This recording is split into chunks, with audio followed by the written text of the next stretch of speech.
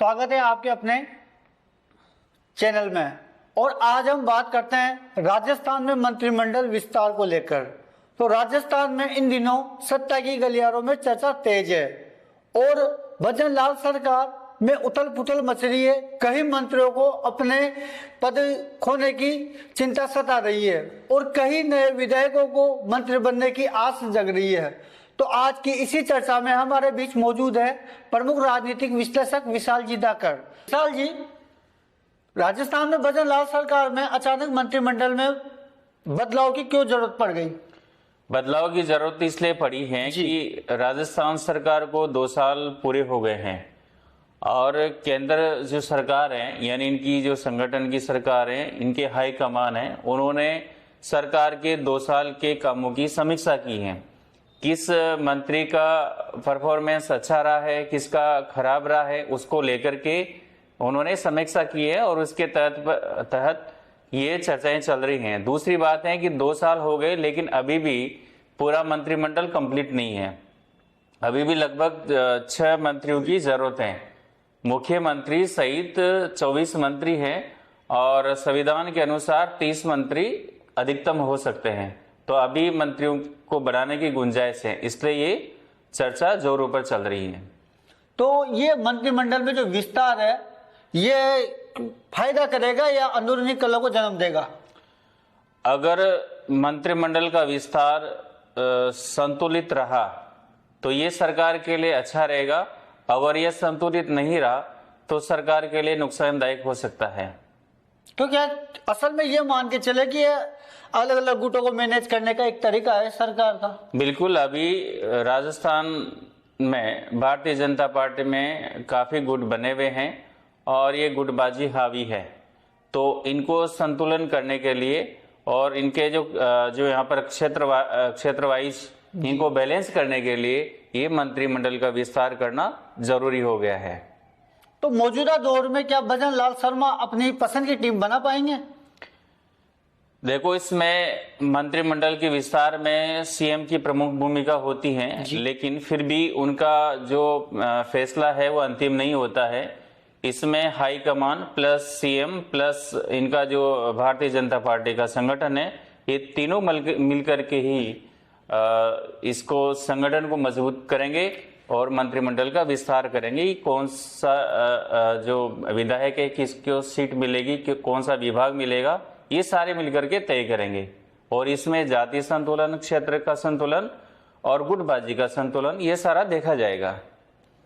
हाल में देखा गया है कि मुख्यमंत्री भजन लाल शर्मा अक्सर दिल्ली के दौरे पर रहे हैं। तो ऐसा माना जा रहा है कि कुछ मंत्रियों की रिपोर्ट दिल्ली में नेगेटिव पहुंची है। बिल्कुल, ये मीडिया के माध्यम से और संगठन के माध्यम से जो फीडबैक हैं वो दिल्ली तक पहुंचे और इनके कामों की समीक्षा की गई है। जिन मंत्रियों का काम अच्छा नहीं रहा है उनको हटाना तय है और नए जो विधायक हैं उनको नया पद मिल सकता है, नया मंत्री पद मिल सकता है। तो वर्तमान स्थिति में ऐसे कौन से क्षेत्र है जिनमें सरकार अपनी पहुंच नहीं बना पा रही? नहीं, पहुंच तो लगभग सब जगह बना रही है, फिर भी संतुलित करने के लिए पूर्वी जो क्षेत्र है, शेखावटी क्षेत्र है और कुछ आदिवासी दलित इलाके हैं, उनमें यह महसूस किया जा रहा है कि वहां पर संगठन की और मंत्रियों की कमी है। तो उनको बैलेंस करने के लिए विस्तार किया जाएगा। अभी पिछले दिनों ही चिकित्सा मंत्री का एक वीडियो वायरल हुआ था जहां पे वो 2 साल का अपना जो कार्यकाल है उनकी उपलब्धि बताने को गए थे, लेकिन वहां पे जनता ने उनको आड़े हाथों में ले लिया। बिल्कुल, वो ठीक है कि जो मंत्रियों की कार्यों की समीक्षा है वो की जा रही है और जिनका अच्छा काम नहीं रहा है उनको बदला जा सकता है और उनकी जगह नए मंत्रियों को बनाया जा सकता है। तो यूं मान के चले कि क्या वसुंधरा राजे के समर्थकों की अनदेखी अब नहीं की जाएगी? वसुंधरा राजे जी राजस्थान की राजनीति में अपना एक प्रमुख स्थान रखती है और उनका दबदबा अभी भी कायम है और बहुत सारे जो विधायक हैं वो उनके पक्ष में हैं। तो उनको बैलेंस करना ही पड़ेगा। अगर उनको बैलेंस नहीं करते हैं तो भारतीय जनता पार्टी को और सरकार को नुकसान हो सकता है। तो क्या ये मान के चले कि पहली बार जो विधायक बने हैं उनको भी खुशी आ सकती है, वो उनके लिए भी खुशी साबित हो सकती है? बिल्कुल, पहली बार जो विधायक बने हैं उनको भी बनाया जा सकता है और भारतीय जनता पार्टी का ये इस तरह का एक ट्रैक रिकॉर्ड भी रहा है।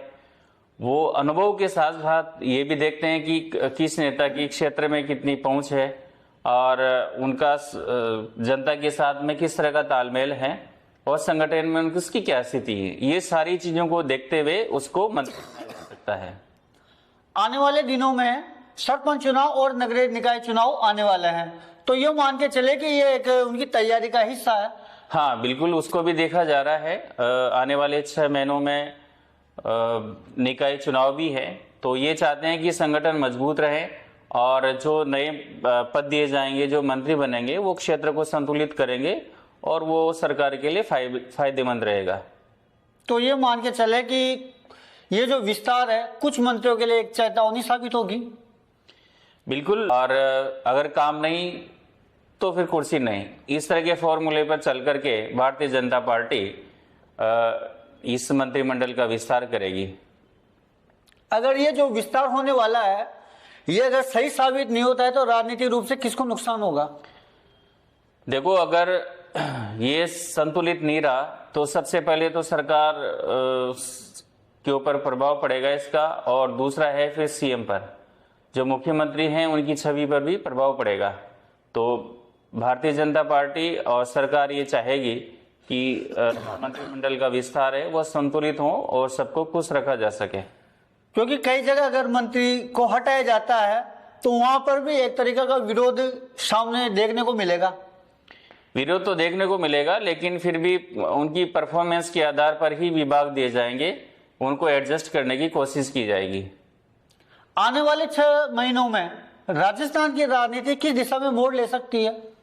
आने वाले 6 महीनों में अगर मंत्रिमंडल संतुलित रहा तो ये सरकार के लिए अच्छा होगा, और सभी को अगर संतुष्ट नहीं कर पाए तो ये आने वाले समय में और भी ये बिगड़ सकता है, और आगे ये इस तरह का जो देखा जा सकता है कि सरकार में असंतोष बढ़ सकता है, और ये पार्टी के लिए ठीक नहीं रहेगा और सरकार के लिए भी अच्छा नहीं होगा। तो ये थी राजस्थान में मंत्रिमंडल विस्तार को लेकर खास चर्चा, और आज हमारी चर्चा में मौजूद रहे प्रमुख राजनीतिक विश्लेषक विशाल जी धाकड़। तो आपको भी लगता है कि राजस्थान में मंत्रिमंडल में विस्तार होगा? कौन से मंत्रियों की छुट्टी होगी और कौन से नए विधायक या विधायक मंत्री पद की शपथ लेंगे? तो यदि आपको भी लगता है कि ये मंत्री हट सकते हैं, इनका काम अच्छा नहीं है और ये मंत्री अब बन सकते हैं, तो आप कमेंट बॉक्स में जाकर कमेंट करें, और आपको हमारा वीडियो कैसा लगा ये हमें कमेंट में जाकर बताएं। तो विशाल जी, आप हमारे कार्यक्रम में आए, बहुत बहुत धन्यवाद। जी बहुत बहुत धन्यवाद आपका। जय हिंद, जय राजस्थान। जय राजस्थान, जय हिंद, जय भारत।